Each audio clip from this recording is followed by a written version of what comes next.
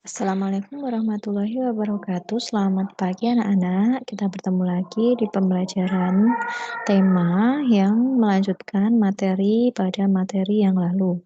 Namun sebelumnya, Bu Guru akan mereview atau mengulang kembali materi apa yang kemarin kalian pelajari, terutama pada bacaan. Baik, untuk itu bisa diperhatikan kemarin kalian mempelajari berbagai jenis organ pernafasan pada hewan. Maka dari itu, silahkan disimak kembali pada pembelajaran yang lalu materinya.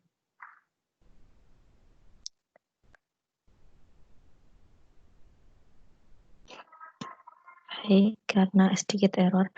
Ya, di halaman 4 sampai dengan 11 akan Bu Guru simak, akan Bu Guru ulang secara cepat. Yang pertama, alat dan sistem pernafasan pada cacing tanah. Yang pada cacing tanah ini sistem pernafasannya menggunakan kulit ya anak-anak.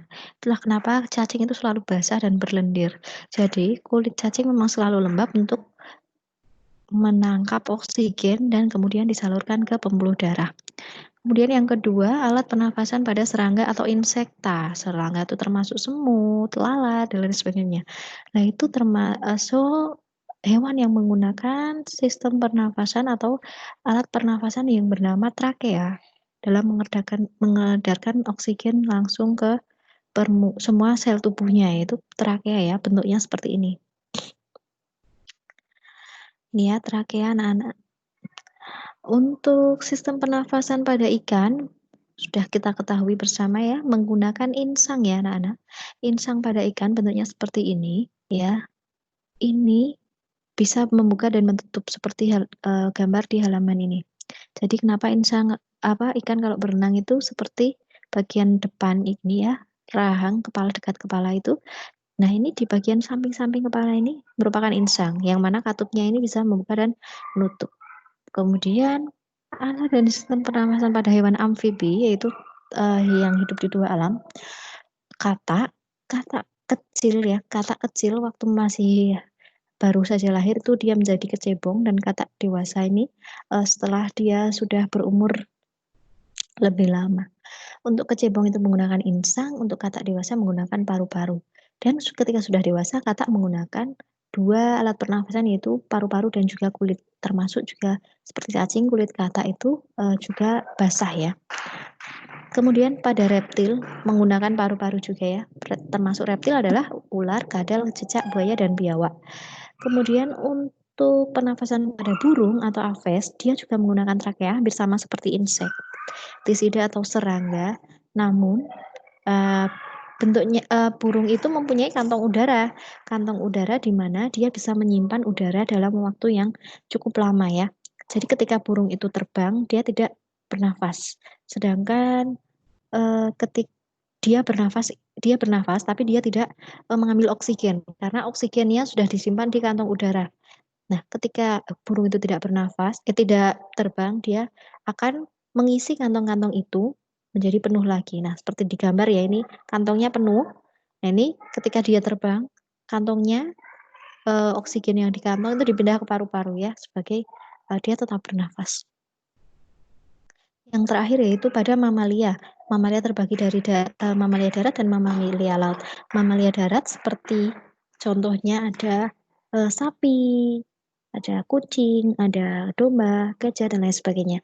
Itu yang hewan yang melahirkan ya, disebut mamalia. Nah, itu menggunakan paru-paru. Paru-paru yang terdiri seperti ini ya, bentuk paru-parunya seperti ini. Kemudian hampir sama, memiliki dua batang ya. Dari hidung, organ pernafasan bagian atasnya hidung, trakea, kemudian kerongkongan ini paru-paru, dan masuk ke bronchus, dan ini alveolus. Itu tempat bertukarnya oksigen dan karbon dioksida.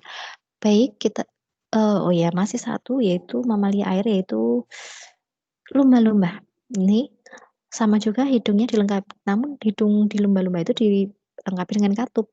Saat menyelam, katup akan menutup. Nah, itu dia ulasan kita Kita lanjutkan sistem pernafasan pada manusia. Anak-anak silahkan dibaca. Sistem pernafasan manusia itu terdiri dari hidung, faring, laring, trakea, bronkus, bronkeolus, alveolus. Tempat terjadinya oksigen dan karbon dioksida itu di alveolus. Ini ya gambarnya. Dari hidung, silahkan anak-anak nanti baca sendiri halaman itu. Kemudian ini faring, ini laring, trakea. Trakeanya itu tenggorokan ya, batang kerongkongan ya. Nah, kemudian ini di tengah sini ada yang namanya bronkus. Dan F ini terbagi menjadi dua ya, dua aliran. F ini adalah paru-paru. Di bawah paru-paru ada ini otot, ini seperti otot. Ini diafragma yang bisa mengembang dan mengempis. Tuh, sistem kerjanya adalah udara masuk melalui tubuh, melalui lubang hidung, masuk ke dalam batang hidung dan tenggorokan. Nah ini.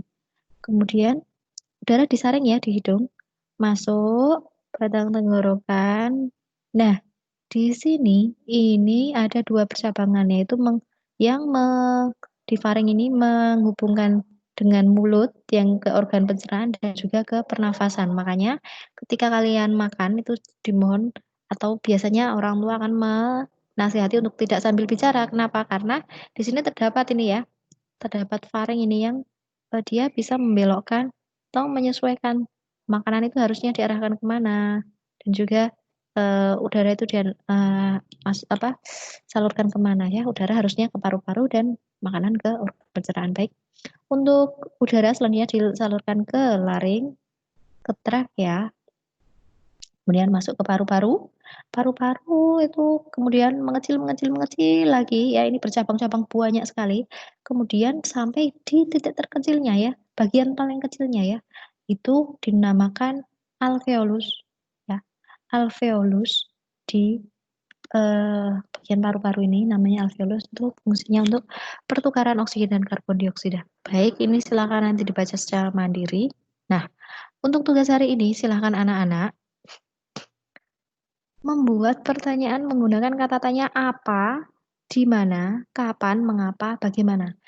Melanjutkan materi yang kita pelajari pada kemarin nih hari ya, tentang bagaimana cara membuat mind map. Bu Guru sudah sampaikan, mind map yang baik itu bisa menjawab beberapa pertanyaan seperti apa, di mana, kapan, mengapa, bagaimana, atau 5W1H.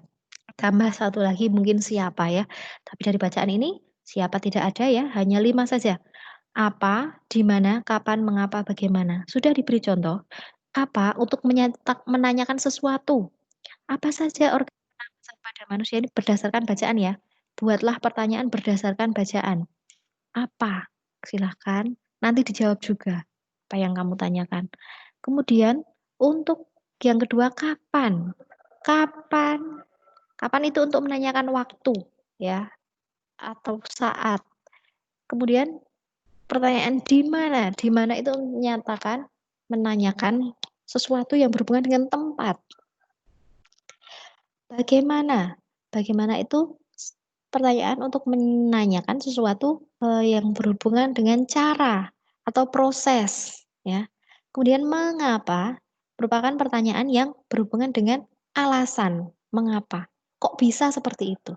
Nah, silakan kalian buat masing-masing mungkin cukup 3 saja. Cukup 3 pertanyaan di masing-masing ini.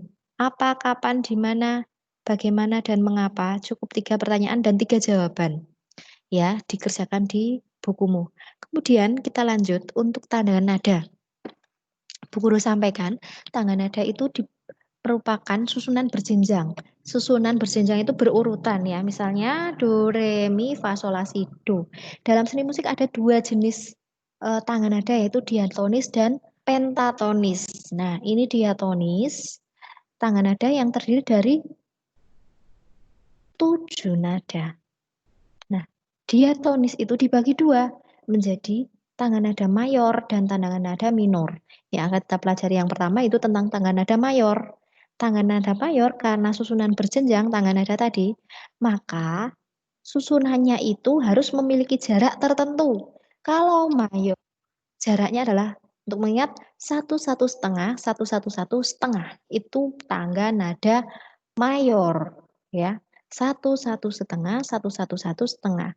Contohnya yaitu do re mi fa sol la si do memiliki jarak. Jika kita gunakan sebuah alat bernama pianika, itu akan ada tuts pianika yang menunjukkan nada C, nada D, E, F, G, A, B, C. Nah, ada tangga itu, nada itu. Nah, untuk mencari tangga nada mayor, maka kamu bisa mengurutkan nada dari C. C, D. C ke D jaraknya 1. Kalau pada tuts pianika itu terdapat eh, tuts berwarna hitam. Jika melewati tuts warna hitam, itu berarti ke nada berikutnya jaraknya 1. Dari D ke E ada tuts hitam lagi di atas itu ya. Itu jarak 1. E ke F karena tidak ada tuts hitamnya atau langsung ya dari putih ke tuts putih itu maka setengah jaraknya. F ke G itu 1, G ke A 1, A ke B 1, B ke C setengah. Maka mengapa di tuts piano itu biasanya nada C itu lebih sering digunakan sebagai nada do atau awal dari permulaan tangga nada mayor. Do, re, mi, fa, sol, la, si, do. Sebetulnya bisa saja. Do itu berada di D, ini bisa. Nah, untuk cirinya, ciri tangan nada diatonis mayor terbagi ini contohnya salah satunya adalah bersifat riang gembira ya. Lagunya itu gembira, semangat ya, itu bersemangat. Nah, ini diawali dan diakhiri nada do, namun tidak menutup kemungkinan diawali dengan nada sol atau mi dan diakhiri nada do. Ini tidak menutup kemungkinan ya, tapi yang paling jelas adalah bersifat riang dan bersemangat, gembira. Pengertian tangga nada mayor tadi sudah kalian ketahui. Tangga nada yang tersusun ada atas, atas apa tadi? Tangga nada yang mempunyai jarak satu setengah, satu setengah. Ciri-ciri lagu tangga nada mayor itu tadi. Ciri-cirinya tadi bersemangat, bersifat riang gembira, dan apa tadi? Biasanya diawali dengan nada do dan diakhiri do atau diawali dengan sol atau mi. Nah, itu yang dapat kalian pelajari. Contohnya adalah lagu Hari Merdeka ya. Sebentar lagi kita mendekati Hari Kemerdekaan. Nah, pastinya sering terdengar lagu-lagu kemerdekaan. Hari Merdeka ya, 17 Agustus tahun 45. Itulah hari kemerdekaan kita. Hari Merdeka, Nusa dan bangsa. Hari lahirnya bangsa Indonesia. Merdeka. Nah, nanti dilanjutkan sendiri. Apakah ketika kalian mendengar lagu tersebut, perasaan apa yang dapat kalian rasakan? Apakah sedih atau bersemangat? Nah, itu ciri yang paling mencolok. Ketika bersemangat berarti tangga nada yang ada di lagu tersebut adalah tangga nada mayor otomatis. Nah, bisa kalian pelajari lebih dalam, nanti di LKS juga bisa kalian baca materinya. Dan lanjutkan dengan mengerjakan soal ya. Tapi tidak wajib ya. Yang wajib untuk tugas hari ini adalah membuat pertanyaan berdasarkan bacaan. Bacaannya tadi apa anak-anak? Organ pernafasan pada manusia. Pertanyaannya apa? Meliputi pertanyaan dengan kata tanya, apa, di mana, kapan, mengapa, bagaimana, dan juga jawabannya. Ya, pada masing-masing kata tanya, silahkan buat 3 pertanyaan. Apa? Menggunakan apa 3 pertanyaan? Menggunakan di mana 3 pertanyaan? Kapan 3 pertanyaan? Mengapa 3 pertanyaan? Bagaimana 3 pertanyaan?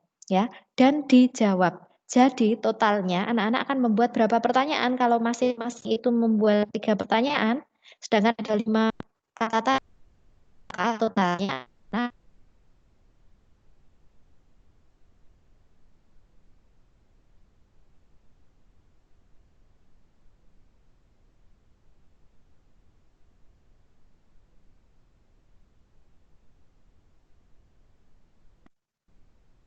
sekian Bu Guru akhiri. Wassalamualaikum warahmatullahi wabarakatuh.